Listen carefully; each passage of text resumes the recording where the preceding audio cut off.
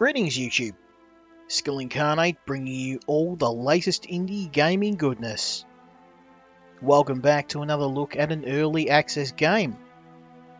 And this time we're having a look at one of the most interesting games I played this year, and possibly one of the most unique games I played at all. This is We.The Revolution by Polyslash. Now We.The Revolution places you as a judge or a magistrate. You're in the country of France during the Revolution. So this is one of the most violent times in France. And you're just trying to keep the country from consuming itself. Where, judges are being killed. The king has been kicked out of the country, is being hunted down. People being murdered in the streets. And it's complete madness, and you're just trying to hold things together.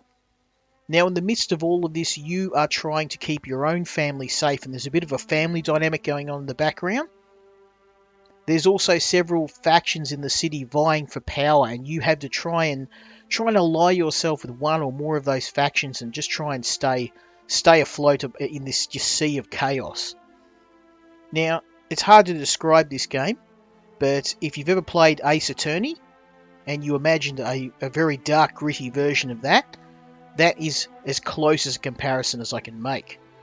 Now, I haven't played a lot of this game, as you can see, but I've really enjoyed things so far, and I wanted to show you the first part of the game, because I think sometime down the track I'd love to do a let's play of this game and play the whole game through together. But for now, we're going to have a look at the first part of the game, and hopefully you guys will enjoy the game as much as I have been so far. Let's have a bit of a look.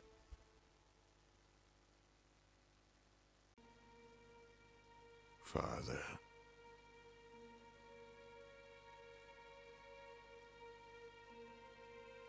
I am here.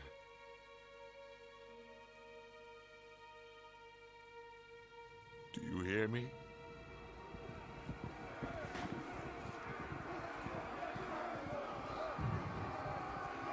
I gave you the best I could.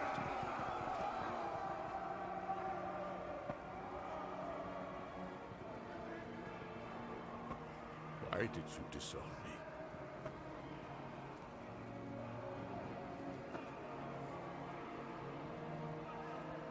I have your blood in my veins. How could you?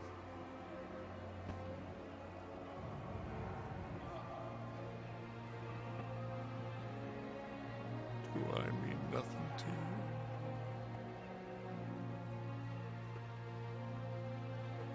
Why did you grieve for him? He was nothing.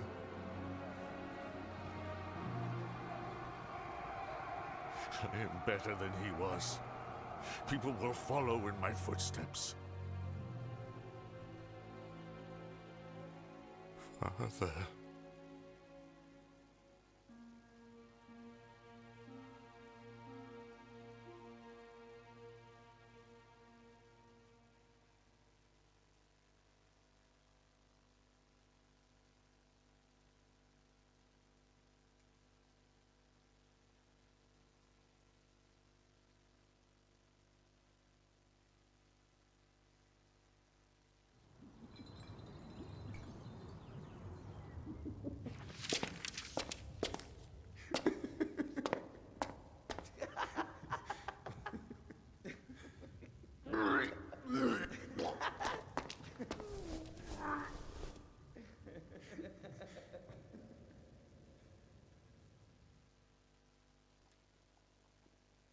And that is how you start a game.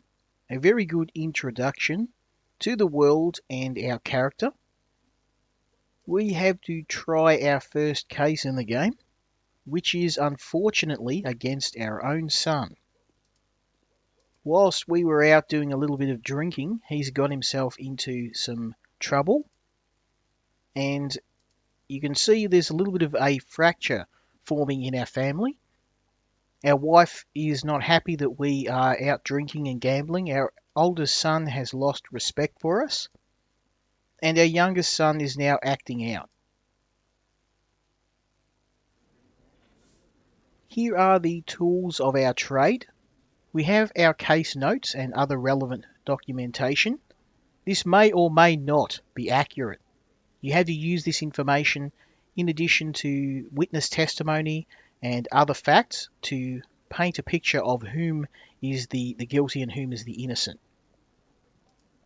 Now we've got our events, and they are things that happen around the country that may or may not have a bearing on the case. We've got our notebook, a repository of all the information we've picked up throughout the game. And finally, our verdict. So we are a judge after all. We do have to mete out justice, find out who is guilty, who is innocent, and what the punishment will be. We've got our hierarchy, which is the different factions, and their opinion will change based on whom we judge guilty and innocent and what punishments we give out. And finally, intrigues. So these are basically a power play between you and other factions and other people in the game. Finally, we have influence points. So these are a form of currency, and we can use them to help us get through difficult cases, find out more information, and so on. Notifications are just basically a note of things that have happened around the city and with our family. And now we begin looking through our first case. To Judge Alexis Fideli. We did not expect this kind of behaviour from your son, although apparently we should have. Innocent child's play has turned into an assault on our children. Our youngest, Antoine, now has a chipped front tooth. We hope that you will punish your child accordingly. Should the situation repeat itself, we will act more decisively. I am sure we can deal with a gambler and drunkard even if he is a judge. We will not let our children be hurt. Now, Auriel Dupont, obviously very powerful man if he can openly threaten a judge. Now is the interesting part. We have to use the information we read in the case file to construct questions. Now, obviously, there are right and wrong questions here, and there are also some traps that we can come across. Some of these aren't relevant to the case, so we have to be careful what we use and what we discard. Now, there are three options here. We've got the course of events, extenuating circumstances, and the victim. So, child's play, that sounds like the course of events. Fighting children, again, that was the course of events. They started fighting and then they started playing and then they got into a fight. We've got the injured Antoine. So in this case, he is the victim. He's the guy who has been kicked in the face. And we've got the chipped tooth. So that was I mean, you could say course of events, but I'm thinking that will probably be the victim. Okay. So here are our questions. Now, depending on what questions we ask, in what order, and what we don't ask, that can sway the jury. And we want to try and take the jury's opinion into mind when we're trying to try a case. And it becomes, do we be an honest judge, or do we try and maintain relationship with the powerful factions in the city and whom we maintain that relationship with? Now, in this case, we're going to ask the first question. It seems the most relevant of these four. How did your play turn into a fight? Our neighbours, Antoine and Jean, were saying mean things about you. We were playing guards and they asked me to pretend to be a drunkard, whom they would, you know. You were fighting both of them at once. I had to. I'd be pretty proud of this guy. He took on two guys. He nearly won. What exactly were they saying? Are you too drunk to guess? I was not asking you. They were yelling that you are, well, I told you, that's not true. And they started calling me names. They called me a drunkard's son. Who started the fight? I can tell you who ended it. And I think it was me. I kicked the one on the left and then wanted to get the one on the right, but they ended it. They knocked me to the ground and paid me back for hitting them. Did you really break Antoine's tooth? Frederick is just a child. I don't know. I don't think so. Did you hit him in the face? I think I kicked him, but not that hard. So we've asked all their questions, and it seems to me, at least, that he's guilty.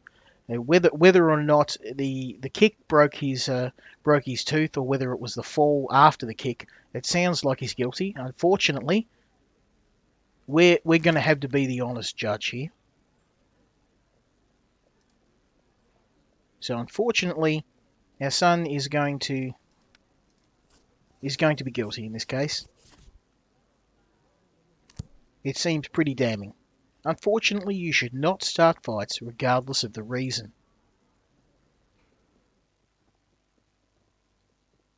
These children are so small, and they already know the truth. The father of my children is a lying drunk and a gambler. Bernard used to worship you, but he soon grew up. Now is Frederick's turn to learn the truth that echoes in the streets. He is no longer fearing your anger. He knows your threats are empty. Frederick is only starting to learn the truth about his father from the streets. I was unaware that Mathilde had such a temper, as was I.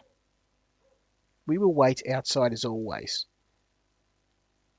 So our family's definitely starting to break down, despite our success. Paris.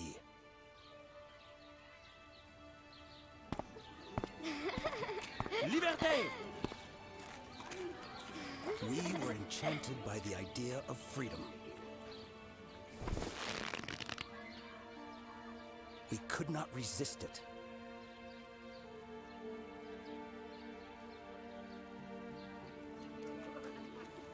Whole families took to the streets.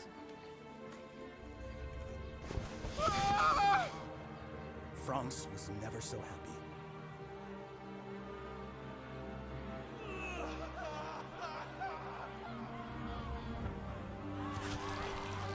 We were enchanted by the idea of freedom.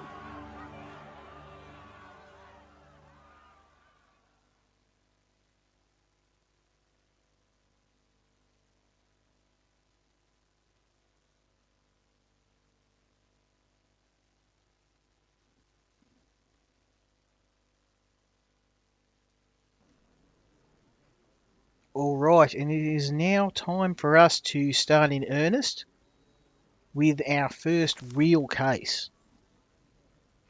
One of the local merchants, Guy Duneau, went to the National Guard station near the halls. With a raised voice, he stated the owner of a neighbouring stall had purposely poured wood tar into his barrel of herrings. For this supposed crime, Duneau demanded a proper punishment. Soldiers went to the halls and established that the herrings did indeed taste awful. Since there was no evidence of the crime, they did not take any action. A few hours later, the guards returned to the halls. This time it was the formerly accused, Jean Corbus, who called for them, and there was a plethora of evidence on site.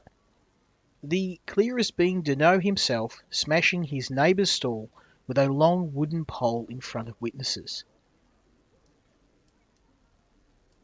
The furious merchant was shaking his fist and yelling, "Where were you when this scoundrel stole my place near the entrance?"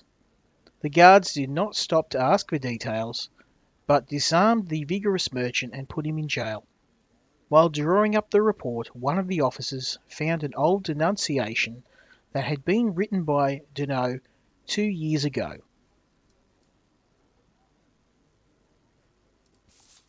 Okay, so what we've got is we've got a merchant and another merchant who have had a disagreement, and we've got one whom was clearly found committing a crime, and the other one who has obviously had someone do something to his stock, but we don't have any evidence of it. So now things get a little bit more tricky.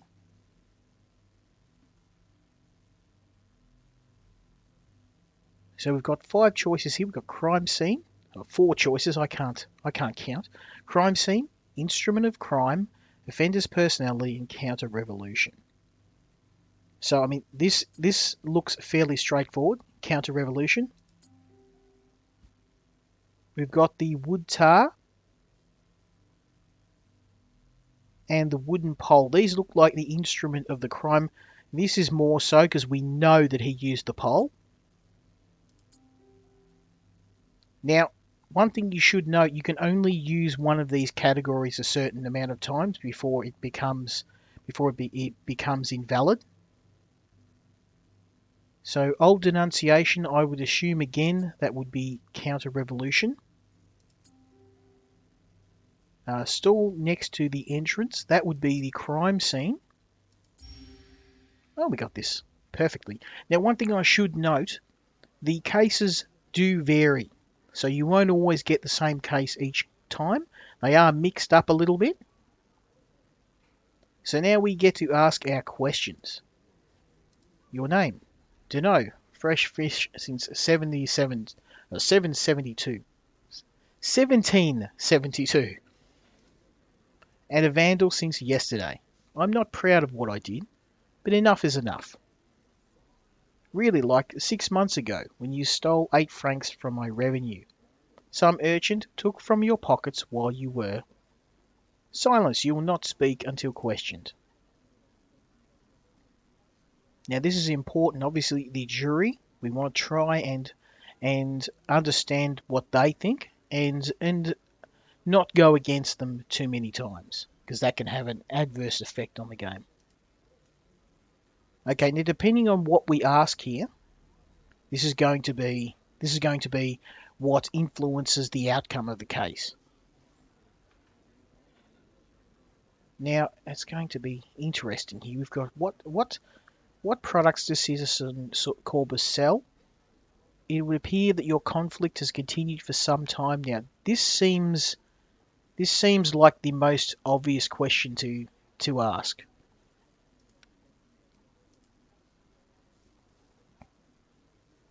It all started when the scoundrel placed his stall where mine should be, next to the entrance. It wasn't your place. You took it after old Choquette. And you have not been able to reach an agreement ever since. Now that I think of it, it may have started even earlier. Jean once refused to pay for a red mullet taken by his wife. My whole family fell ill because of that rotten carcass. You should be happy I didn't. Must I repeat myself? Be quiet, or you will both be in more trouble than you are already.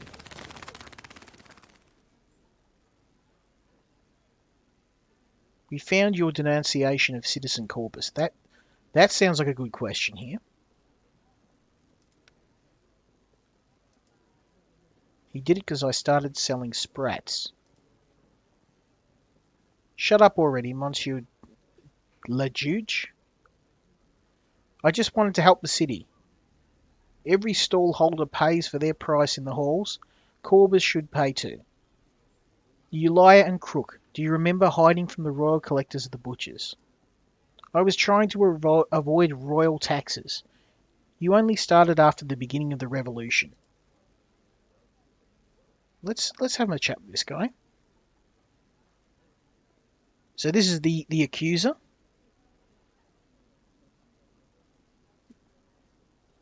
So that's more of a political question. I want to get to the bottom of the case. Is it true that you took Guy Deneau's place at the entrance of the halls? He only took the first from a dead merchant. I only did the same at a convenient time. In the late 70s, when that tight-fisted churl asked me to lend him 30 francs, it took me 2 years to get it back. I can see that you wish to add something, but please refrain from doing so. Now that's interesting. A few hours passed between Citizen Deneau's visit to the station and your vandalism. What happened? He continually mocked my stinking herrings. Nothing much, only the usual trade. And all of a sudden, Guy Deneau reached for a pole and began to destroy your stall. He went wild like an animal. Citizen Deneau, please stop making a fool out of me.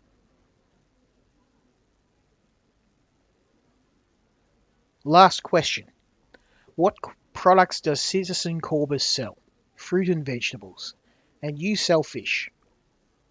Straight from Wyport and Petitus Delis. I'm slaughtering the French language, I apologise. I see. Why did one of you come to the halls with a wood tar and the other with a wooden pole? Citizen.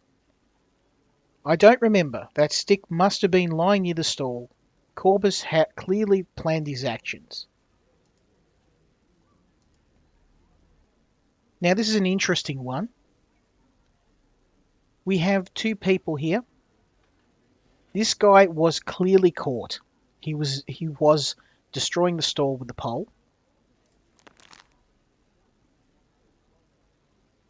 But the jury thinks we should find him innocent.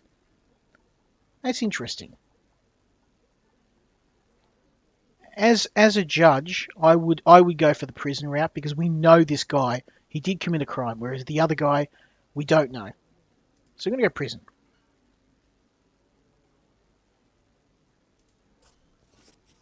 Now, as you can see, that has affected our opinion or the jury's opinion of us, and also some factions in the game as well. Parisons will have to start buying fish elsewhere. I sentence you to prison for vandalism. Better warn the guards they won't have an easy life. I don't believe the people will be happy with such a severe penalty. And does it matter what we have to say? You better take us into account in future. Interesting. So, I went with the honest route. I knew that we knew that this guy was guilty, and as you can see here, we've made an enemy in the courthouse, and we've also made some enemies out of certain people in the game world, some factions. Okay, this is our friend. May I remind you, you promised to join me. I have a feeling that tonight's moon favours gamblers. Although it doesn't favour spouses, God should grace us with wives who understand the importance of an evening game of dice. They should know that the right amount of wine guarantees a lucky roll. I should go home. Being a judge to the game has benefits. Other players will surely not cheat. That's not a strong argument. My name is Jacques Louis David. I am a humble pater, not a silver-tongued judge. You're a sly politician, Jacques. As a politician, I understand the importance of keeping promises, and you, my friend, are trying to get out of yours. Now, the right thing to do would be to go home. We've been out getting smashed, and our son ended up beating a couple of kids up, so we're going to pick the honest route again and go home. Not tonight, Sharks, and we'll see what the outcome of our decision will be.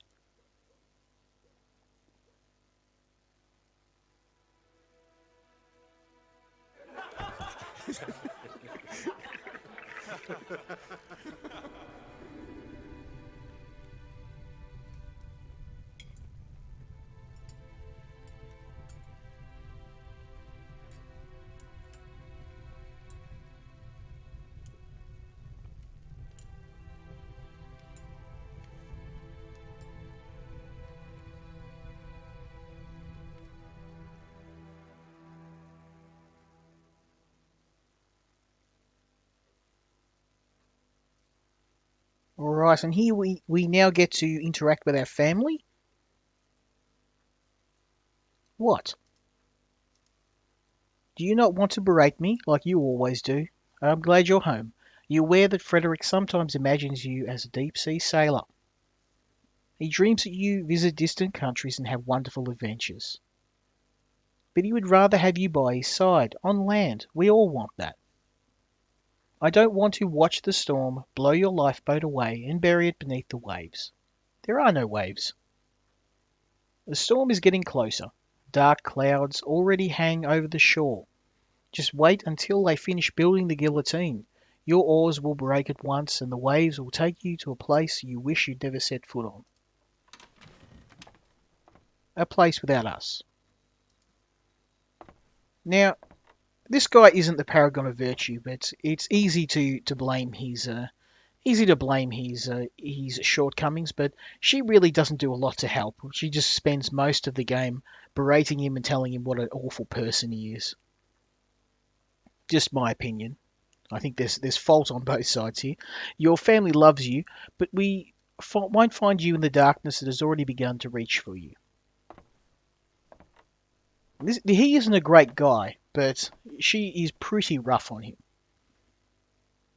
Family actions. Upon returning home, you can decide how you would like to spend the rest of the day. Each action will affect the other members of the family as well as their attitude towards you. Each character's attitude can provide you or deprive you of certain bonuses, reputation, or relations with factions.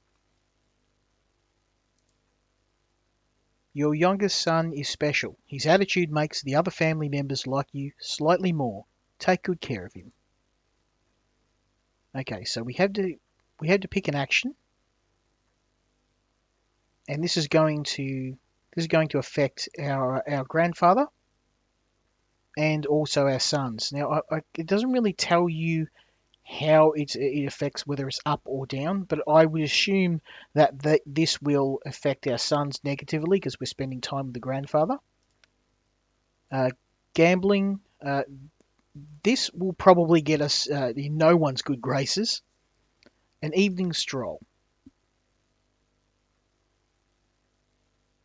Or political debate. So the last time I picked the evening with grandfather, I'm going to go with an evening stroll, and hopefully that will make our wife and hopefully our sons happy as well. It didn't make our dad too happy.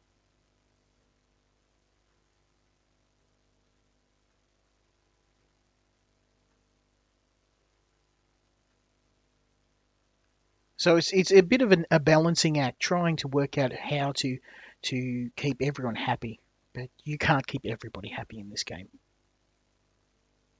And on that, we will leave it. Hopefully you did enjoy this first look into We Are the Revolution. In terms of whether I would recommend this game or not, clearly I do. This game has been a very fun and one of the most original experiences I've had. Really enjoyed it, and I look forward to playing through the whole game. I would like to do a playthrough of the game, but I understand that this probably isn't for everybody, and the few people that will enjoy it are going to be the people that go and pick it up, and I wouldn't like to do that too soon and ruin the game for you. So have a look if you are into this sort of games like Ace Attorney, and if you want something completely different. Normally I wouldn't give this game a second look, but I get these games free, and it gives me an opportunity to have a look without having to drop down a lot of money on some of these games. And it's games like this that really impress me, the ones that I thought I wouldn't like, that I would hate, and I ended up being very impressed by. Thankfully for me, the developer was very persuasive, and the story and the material she gave, they overrode my bias towards the game, and I'm really glad they did. Fantastic game. So hopefully you did enjoy this episode. Let me know if you pick the game up. Let me know if you finish it and what your thoughts are. I'm going to play this through to completion, and probably more than once to get the different endings. And at some point we may even do a playthrough. That was it. Let me know what you thought, and hopefully I'll catch you for the next episode when we look at another indie game. Until next time, Skill Incarnate out.